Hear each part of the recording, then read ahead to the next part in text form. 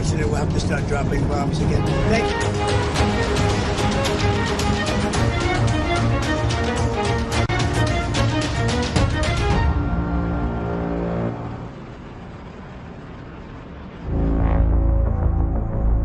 Presiden Donald Trump menyambut baik pengumuman yang disampaikan Iran untuk membuka sepenuhnya Selat Hormuz selama 10 hari. Namun, Trump menyebut blokade terhadap pelabuhan Iran akan tetap berlanjut sampai kesepakatan damai ditandatangani oleh kedua negara.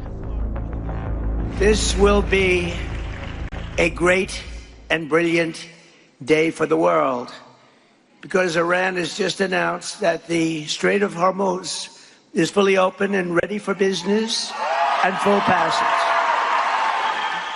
Will remain in full force and effect as it pertains to Iran until such time as our transaction with Iran is 100% complete and fully signed.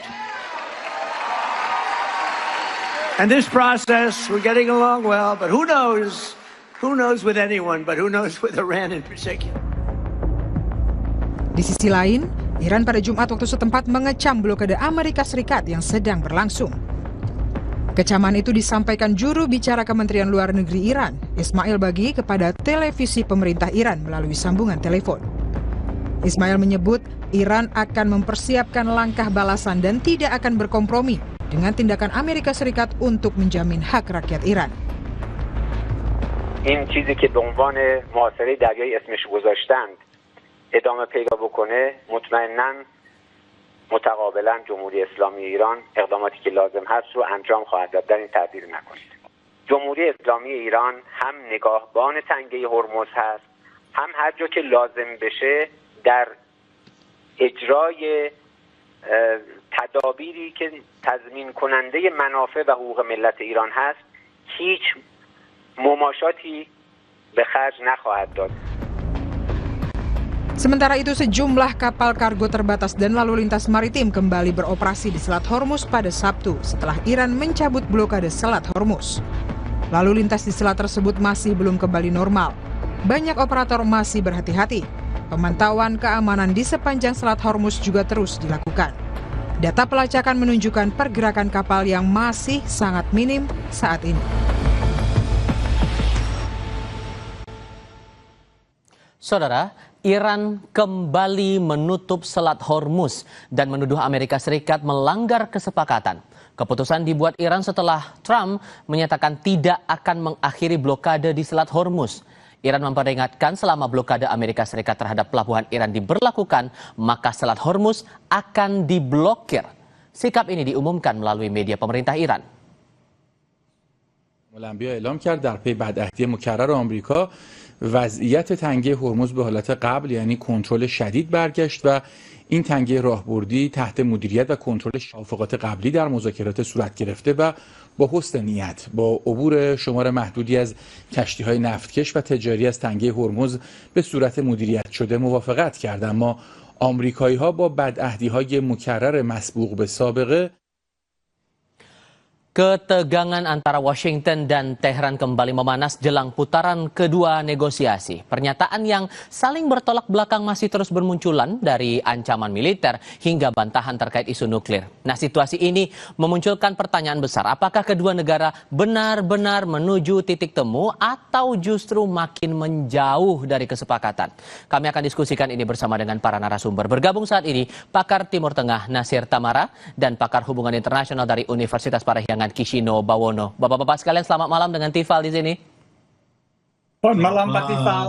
Terima kasih semua sudah bergabung bersama kami. Mas Kishino, awalnya Selat Hormuz ini dibuka oleh Menlu Iran, lalu kemudian IRGC menutup Selat Hormuz ini akibat ancaman dari Trump yang tidak akan lepas dari blokade Selat Hormuz. Ini ada apa lagi ini? Sejauh mana Anda membaca itu?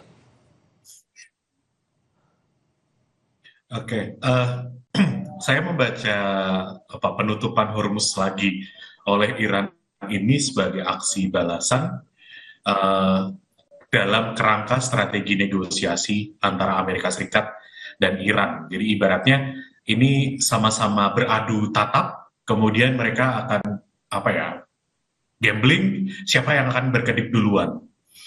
Iran merasa bahwa mereka bisa mengontrol Hormuz sehingga bisa menghambat ekonomi dunia, tapi di sisi lain Amerika juga membalas itu dengan bilang bahwa blokade kita juga menghambat Iran untuk mengakses perdagangan internasional. Dan ya saya pikir ini bagian dari strategi mereka untuk melihat siapa yang akan berkedip duluan. Gitu, Mas. Oke. Dan ini semata-mata bagian dari taktik atau sebetulnya ya tekanan politik baru? Karena begini, kalau melihat kondisinya saja seperti ini sekarang, bagaimana kita bisa menaruh ekspektasi untuk perundingan tahap 2 yang selalu kita dengar, oh ini dikit lagi akan ada perundingan jilid 2. Awalnya kita dengar dalam beberapa waktu ke belakang dua belah pihak tampaknya seperti melonggar sedikit, melunak sedikit. Tapi sekarang dengan tensi semacam ini semacam ujian biasa atau arahnya akan beda lagi nih nanti?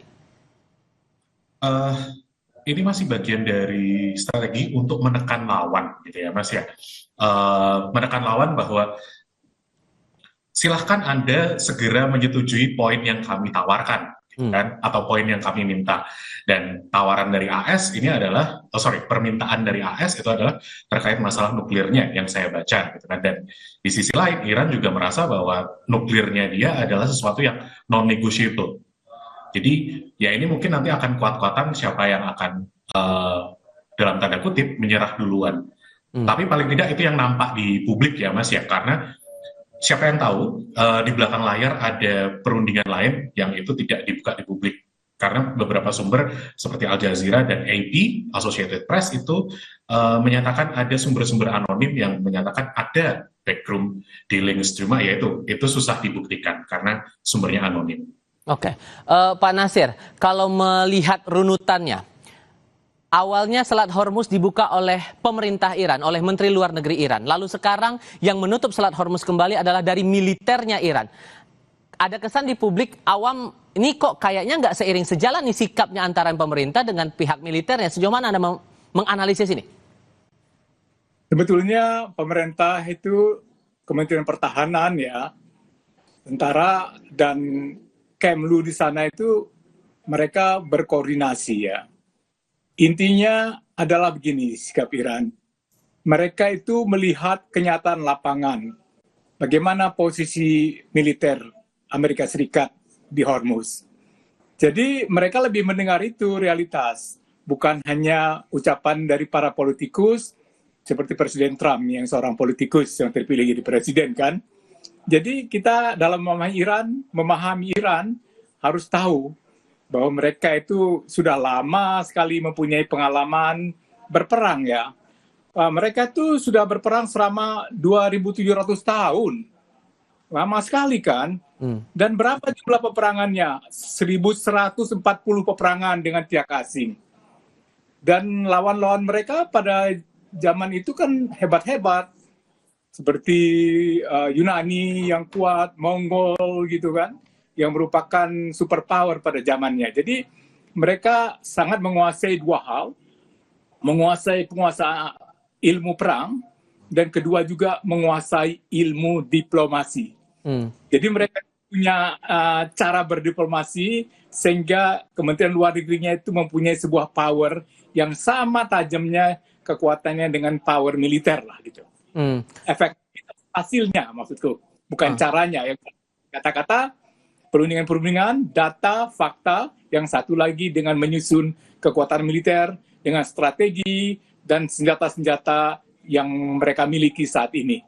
Dan kekuatan militer Iran juga sangat kuat pada saat ini. Kalau kemudian kondisinya sekarang, sorry saya potong Pak, kalau kondisinya sekarang udah saling sekat-menyekat lagi nih di Selat Hormuz ini akan jadi nilai, bagaimana membahasakannya, Selat Hormuz ini akan jadi ganjalan baru nggak untuk kemudian nego berikutnya, nego jilid 2 ini tadi? Kalau buat Iran, Hormuz itu harga mati. Mereka akan minta menjadi penguasa dari Hormuz. Dan itu mereka kuasai sejak negara Parsi itu ada ribuan tahun yang lalu. Mereka sudah memakai laut Selat Hormuz itu, jadi mereka tahu setiap jengkal dari pantai dan laut kedalamannya, relungnya semua itu. Mereka tidak memerlukan bantuan-bantuan teknologi untuk mengetahui di mana letak yang berbahaya, di mana harus berlayar. Sebaliknya Amerika Serikat tanpa bantuan teknologi, kalau tidak ada satelit misalnya, itu akan kesulitan menyasar sasaran-sasaran di Iran gitu. Oke. Jadi Iran dalam hal ini di atas angin dalam penguasaan Hormuz. Dan Amerika Serikat kan tidak mau ada korban jiwa kan. Dan bisa jadi itu sudah dipersiapkan oleh Iran sehingga ada maksimum korban nyawa, korban tentara Iran, tentara Amerika Serikat. Sehingga akan panik di Amerika Serikat. Begitu kan? Tentara Amerika Serikat tuh gampang panik kalau ada yang mati karena mereka ingin smart war, yaitu perang melalui teknologi jarak jauh. Karena itu mereka membuat Tomahawk dan berbagai senjata, membuat sistem pertahanan elektronik seperti TOT dan lain-lain gitu. Jadi ada dua beda. Oke, Mas Kisino, apakah sikap Amerika Serikat untuk tidak lepas dari upaya blokade Selat Hormuz ini ada kaitannya dengan penerapan tarif untuk melintas ke Selat Hormuz itu yang pernah disampaikan oleh Iran? Kalau kaitan langsung dengan keinginan Iran memberikan tarif di Hormuz, saya sendiri belum tahu ya. Saya melihat blokade ini bukan spesifik karena masalah itu, tapi juga bagian dari strateginya AS gitu ya. Lebih ke sana dibandingkan soal masalah Hormuz itu sendiri. Dan saya juga mikir bahwa ini juga ada kaitannya dengan Lebanon. Ketika awal kemarin gencatan senjata, itu kan Iran meminta bahwa Israel juga menghentikan agresinya di Lebanon. Kalau tidak, kemudian Hormuz akan masih ditutup, gitu kan. Tapi AS dan Israel sempat berkata bahwa apa yang terjadi di Lebanon itu terlepas dari yang terjadi di Iran. Jadi misalkan ada gencatan senjata di Iran, di Lebanon bisa tetap jalan, Israel bisa tetap menyerang dan menduduki Lebanon. Nah, cuma kemarin setelah ada penghentian gencatan di Lebanon, namanya Iran mengapresiasi itu, gitu ya. Sehingga kemarin, hari ini kita sempat merasakan Hormuz dibuka. Ya. Nah, cuma Amerika balik lagi, dia masih melakukan blokade itu dengan asumsi bahwa ini bagian dari tekanan kepada Iran, terutama untuk masalah nuklir. Terkait apa? Jadi Amerika butuh justifikasi ke publiknya bahwa perang di Iran ini sukses. Sukses untuk apa? Mencapai tujuan perangnya yang kemarin sudah berapa kali diungkapkan gitu ya, bahwa salah satunya adalah penggantian rezim, tapi sekarang gagal karena belum juga berganti. Nuklir Iran ini yang kemudian masih diminta-minta, masih dituntut oleh Amerika Serikat supaya itu dinetralisir. Oke. Nah, itu aja dari saya sebentar. Oke, ditambah lagi pernyataan yang terkesan bertolak belakang ini, Pak Nasir, adalah ancaman dari Amerika Serikat kalau kemudian kesepakatan tidak sepenuhnya diamini oleh Iran, maka AS akan ngebom Iran lagi. Ini ancaman yang ini ancaman yang serius atau ya ini bagian dari strategi lagi? Tapi jawabnya nanti, kita jeda sebentar ya Pak ya, tetap di Kompas TV.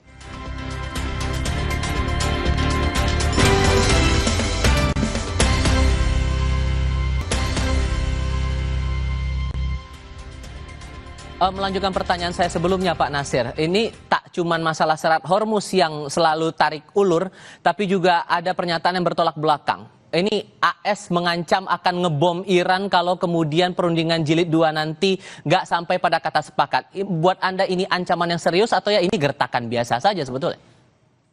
Ini ancaman yang serius, tapi Iran sudah siap mati. Karena orang Iran itu tidak takut mati. Kalau kita melihat perang 8 tahun antara Iran dan Irak, itu sudah terbukti orang-orang Iran itu sangat berani gitu. Kebetulan saya ditugaskan waktu itu meliput perang Iran-Irak, jadi saya bisa melihat itu ya. Lalu begini, kalaupun itu dihancurkan, manusia itu akan selalu bisa membangun kembali. Mereka nggak khawatir. Apa yang dibangun oleh manusia, buat orang Iran bisa dibangun kembali. Karena mereka awalnya menciptakan yang tiada menjadi ada. Sistem kenegaraan misalnya, kan mereka ciptakan. Dulu nggak ada negara kan, kampung-kampung segala macam yang kecil-kecil gitu kan. Tiba-tiba mereka membuat negara gitu. Jadi soal itu nggak jadi persoalan lah ya. Bagi mereka, keadilan itu yang penting. Dan ini ya dilihat bahwa mereka itu, bagi mereka yang penting juga bahwa Amerika berjanji tidak akan menyerang lagi. Dan itu harus jaminan dari Amerika Serikat. Jadi mereka tidak percaya bahwa Amerika itu tidak akan menyerang saat ini. Jadi dalam perjanjian itu tidak akan perang lagi dan kemudian ganti rugi. Karena uang Iran yang ada di Amerika Serikat dan sekutu-sekutunya itu banyak sekali. Dengan uang yang dikembalikan, mereka akan bisa membangun kembali negara mereka. Itu saja sebetulnya. Mereka tidak maksimal. Soal Libanon sudah selesai lah gitu. Soal Gaza sudah selesai. Tapi mereka tidak mau kalau Libanon itu dihancurkan. Karena buat mereka, Libanon itu di bawah perlindungan mereka. Jadi kalau kita lihat begini Mas ya, ini ada beberapa fakta yang kita lihat. Bahwa sekarang sekutunya Iran itu biasanya, Amerika Serikat itu kan NATO. Tapi sekarang NATO tidak mau ikut campur. Jadi ini berarti Amerika itu tinggal sendiri. Lalu kemudian tekanan pasar yang menghendaki supaya perang berhenti. Karena kalau tidak, harga minyak ini naik terus. Begitu ada kabar sedikit akan damai, kan udah turun ke $80 per baril, gitu kan. Kemudian begini, ini juga tergantung pada kondisi kejiwaannya Donald Trump yang sangat tidak stabil. Kalau dia tiba-tiba aja mengatakan, oh saya nggak mau perang, ya udah stop. Tapi kalau dia lagi gilanya datang lagi, serang katanya. Dengan resiko prajurit-prajuritnya mungkin nggak mau. Tapi kalau kita lihat satu Mas, begini, ini juga lagi banyak dibicarakan Amerika berniat untuk menguasai Selat Malaka. Selat Malaka ini lebih penting dari Hormuz, karena Hormuz 20% aja dari minyak. Selat Malaka ada 30% dari berbagai lalu lintas pengangkutan minyak dan barang-barang yang datang dari Tiongkok, datang dari India. Ini akan sangat berbahaya buat Cina yang sangat tergantung dengan Selat Malaka. Kalau kita lihat bahwa di Amerika Serikat musuh utama itu mereka Cina, maka sebetulnya target mereka akan ketemu Cina kan dalam tempo singkat. Mereka membuat tekanan ke arah situ. Jadi kita lihat bacaannya bahwa ini dalam rangka juga mengingatkan Cina, janganlah bantu Iran. Kira-kira begitu. Ini yang terbaru, saya juga harus minta analisis Anda. Karena yang terbaru kami dapat informasinya. Ada 2 kapal yang terkena tembakan di Selat Hormuz, yang saat ini Selat Hormuz itu kembali ditutup Iran, yang menembak adalah Iran, Pak. Kalau melihat eskalasinya sudah sampai ada 2 kapal terkena tembakan seperti ini, eskalasinya akan sejauh mana kemudian menurut Anda? Sederhananya aja, Pak. Eskalasinya akan perang sampai habis-habisan. Perangnya bisa bertahun-tahun kalau nggak bisa stop. Jadi kita bukan lagi menghitung bulan atau 1 tahun. Ini bisa perang, Iran sudah membuktikan kuat perang 8 tahun. Apa Amerika bisa perang 1 tahun? Apa Israel kuat segitu? Sehingga sulit akan mencapai kata sepakat untuk jilid kedua nanti menurut Anda? Iya, jilid kedua sulit mencapai kesepakatan kalau Amerika masih kekeh, masih mau supaya permintaan mereka 100% dipenuhi atau 70-90%. Iran nggak bakal mau itu. Dan ada satu faktor lagi, Mas. Ini sekarang Tiongkok, RRC, dan Rusia sudah mulai bergerak karena mereka akan dirugikan ini oleh Amerika Serikat dan mereka akan merapat kepada Iran. Dan nanti Iran, Tiongkok, Rusia itu akan berkawanan menurut saya dan akan melawan Amerika Serikat yang sendiri. Ini yang harus dipikirkan oleh Trump. Mas Kisino, apa skenario terburuk yang mungkin Anda baca sejauh ini kalau perundingan jilid kedua ini kembali tidak menemukan titik temu seperti jilid pertama waktu itu? Terkait jilid 2 dan skenario terburuknya, saya mungkin dapat info bahwa Wakil Menlu dari Iran sempat menyatakan bahwa tidak ada jadwal kapan akan bertemu untuk jilid kedua, apalagi dengan kondisi blokade dari AS masih tetap berjalan gitu ya. Jadi rasanya jilid kedua ini masih, kalau kondisinya masih sama ya kita masih nggak tahu kapan. Jadi kita akan bergerak ke skenario yang cukup buruk gitu ya. Dan skenario yang cukup buruk itu apa? Kemudian berarti kita perlu memitigasi dampak lanjutannya, terutama adalah soal energi. Dan ketika energi bermasalah, sekian banyak komoditas lainnya pasti juga akan bermasalah. Cara memitigasi sudah ada, kelihatan gitu ya. Arab Saudi melakukan transfer minyak menggunakan East-West Crude Oil Pipeline. Abu Dhabi juga, Uni Emirat Arab juga melakukan itu dengan Abu Dhabi pipeline-nya, tapi sementara itu masih belum cukup. Dan negara-negara lain juga nampaknya perlu memperhatikan ini, perlu mempersiapkan rencana mitigasi jangka panjang. Karena kalau dilihat, katakanlah besok masih akan tetap ada jilid 2. Misalkan besok saja kita berimajinasi besok ada. Nah, permintaan dari Iran ini yang kemudian sekarang maunya mereka itu full package. Tidak mau cuma satu-satu, tapi harus komprehensif. Nggak cuma buat Iran, tapi juga buat Houthi di Yaman, juga buat Hezbollah di Lebanon.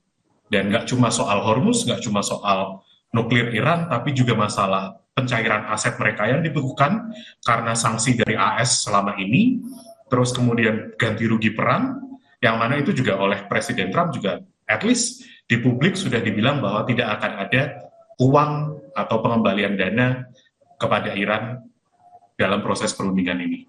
Gitu. Jadi skenario terburuk, ya perang akan berlanjut. Sampai kapan, kita belum tahu. Gitu ya. Dan Israel akan jadi ganjalan, masih akan jadi ganjalan di sini menurut Anda, Mas? Menurut saya, Israel itu selalu jadi ganjalan terkait foreign policy-nya Amerika Serikat, karena banyak analis, termasuk saya juga memikir bahwa Israel itu fenomenanya seperti ekor yang menggerakkan badan anjing. Di mana seharusnya biasanya anjing yang menggerakkan ekornya, tapi di sini ekornya yang menggerakkan. Maksudnya apa? Israel itu punya kemampuan untuk melobi, mempengaruhi bagaimana pengambilan keputusan di Amerika Serikat. Dan beberapa kali yang terjadi kemudian yang ingin ditolak oleh kelompok-kelompok sayap kanan di Amerika Serikat adalah lobby-lobby ini. Allegedly, tuduhannya ada lobby-lobby dari Yahudi supaya Amerika tidak memikirkan kepentingannya dirinya sendiri, kepentingan negaranya sendiri, tapi juga mementingkan bagaimana Israel bisa tetap bertahan. Dan Prime Minister Benjamin Netanyahu juga sudah bilang kemarin, akhir minggu ini berarti, dia bilang bahwa masalah di Lebanon itu belum selesai. Dia mengakui bahwa tujuan perang di Lebanon yaitu untuk menetralisir Hezbollah, roket dan drone di Lebanon Selatan, itu belum selesai. Di sisi lain, dia juga bilang bahwa keinginan untuk melucuti Hezbollah dan senjata-senjatanya itu juga belum berhasil. Dia juga menyatakan ada skeptisme bahwa proses perjanjian ini akan sukses, terutama untuk melucuti Hezbollah. Dan saya pikir juga karena survival-nya Benjamin Netanyahu di dalam politik Israel itu selalu ditopang oleh perang. Yeah. Entah itu di Gaza, entah itu di Iran, entah itu kemudian sekarang di Lebanon. Jadi ya, dia kemungkinan akan memberikan dorongan untuk pengambil keputusan di AS untuk tetap menjalankan perang. Karena ya besok Oktober ini pemilu akan terjadi di Israel, dan menurut polling terbaru di hari kemarin, Netanyahu belum cukup kuat posisinya untuk kemudian bisa membentuk pemerintahannya dia sendiri. Baik, Mas Kisino, Pak Nasir, terima kasih banyak sudah mau berdiskusi dan berbagi pandangan bersama kami kali ini. Sehat selalu semuanya, selamat malam. Terima kasih. Selamat malam, terima kasih banyak.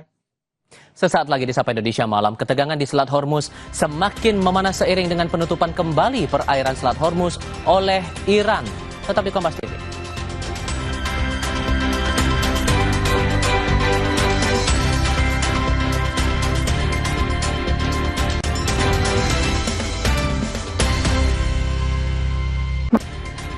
Ketegangan di Selat Hormuz semakin memanas seiring dengan penutupan kembali perairan Selat Hormuz oleh Iran. Dikutip dari kantor berita Associated Press, disebutkan 2 kapal penembak dari Garda Revolusi Iran melepaskan tembakan ke arah sebuah kapal tanker yang tengah menuju Selat Hormuz. Peristiwa itu dilaporkan oleh Pusat Operasi Perdagangan Maritim Inggris pada Sabtu waktu setempat. Kapal tanker dan awaknya dikabarkan dalam kondisi aman meskipun belum diketahui identitas kapal serta tujuannya. Akibat peristiwa itu, sejumlah kapal lain yang akan menuju Selat Hormuz terpaksa berbalik arah.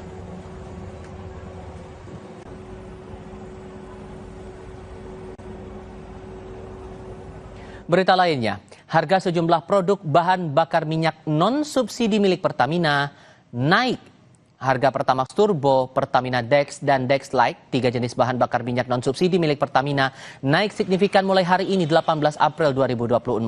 Penyesuaian harga berlaku mulai pukul 12 dini hari tadi di seluruh Indonesia.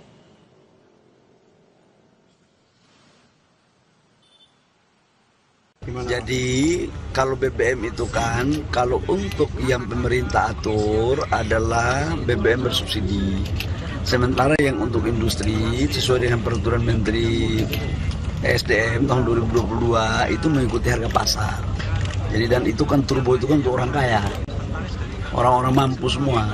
RON 98, kemudian solar yang CN51 itu kan untuk orang mampu lah ya. Saudara, kenaikan harga BBM non-subsidi per 18 April menurut Menteri ESDM Bahlil Lahadalia mengikuti harga pasar dunia. Pemerintah tidak mengatur harga BBM non-subsidi dan hanya mengatur harga BBM subsidi sesuai peraturan Menteri ESDM tahun 2022.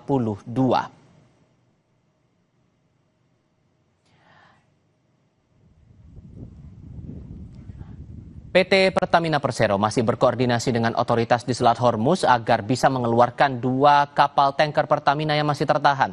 Otoritas Iran memang telah menyatakan membuka Selat Hormuz, namun situasi di lapangan masih dinamis. Koordinasi tetap diperlukan untuk memperhitungkan aspek keselamatan jalur pelayaran dan prosedur pelayaran.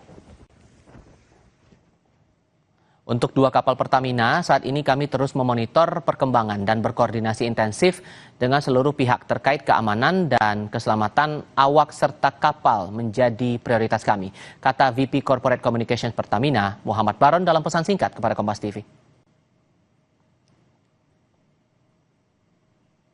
Di sisi lain, Presiden Turki Recep Tayyip Erdogan menegaskan Selat Hormuz harus tetap terbuka bagi kapal dari berbagai negara. Hak negara-negara di dunia untuk mengakses Selat Hormuz tidak boleh dibatasi. Pernyataan Erdogan merujuk pada blokade Selat Hormuz yang diblokade Amerika Serikat dan Iran. Erdogan berharap ada kepastian kebebasan pelayaran komersial di Selat Hormuz.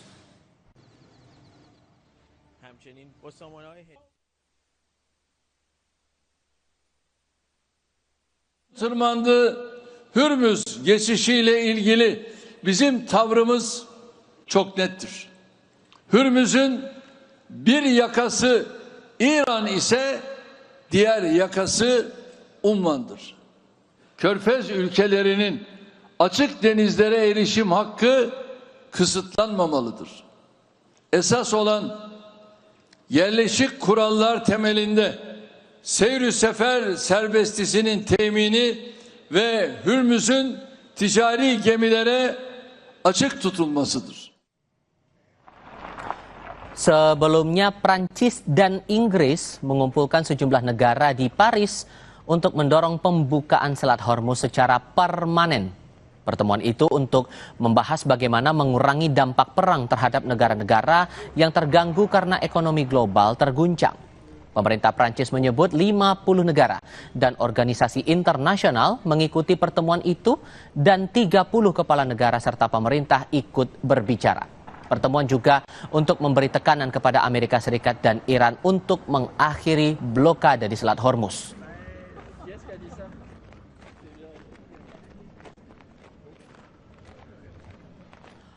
Komando Pusat Amerika Serikat atau CENTCOM merilis rekaman video yang menunjukkan kegiatan di kapal perang yang bertugas memblokade Selat Hormuz.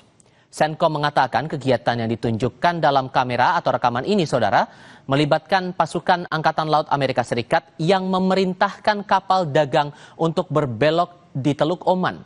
Setelah gencatan senjata antara kedua negara, Amerika Serikat telah memberikan tekanan kepada Iran melalui kombinasi militer dan langkah-langkah ekonomi, termasuk blokade Angkatan Laut yang menargetkan kapal-kapal yang memasuki atau meninggalkan pelabuhan Iran.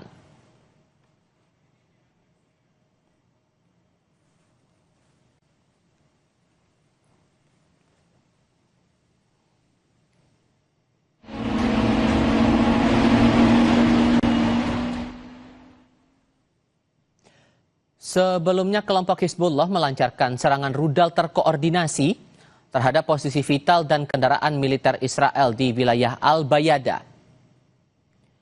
Serangan tersebut mencakup serangan rudal berpemandu, rentetan roket, dan drone serang yang menargetkan situs-situs militer Israel di selatan Lebanon hingga ke pedalaman wilayah pendudukan utara. Lebih dari 20 unit roket diluncurkan oleh pejuang Hizbullah dalam waktu 3 menit menuju permukiman di Palestina Utara yang diduduki Israel.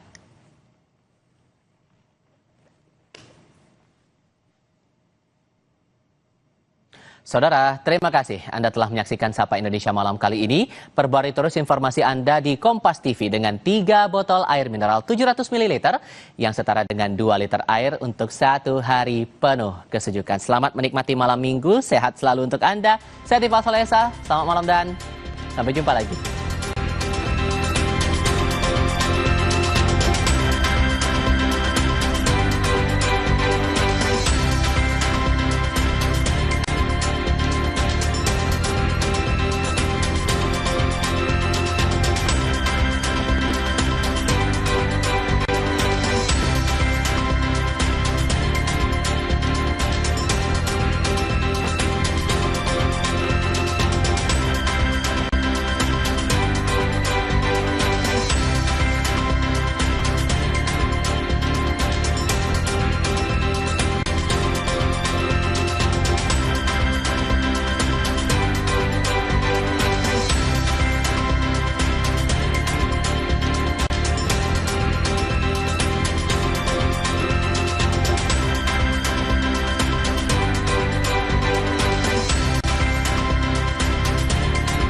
Terima kasih.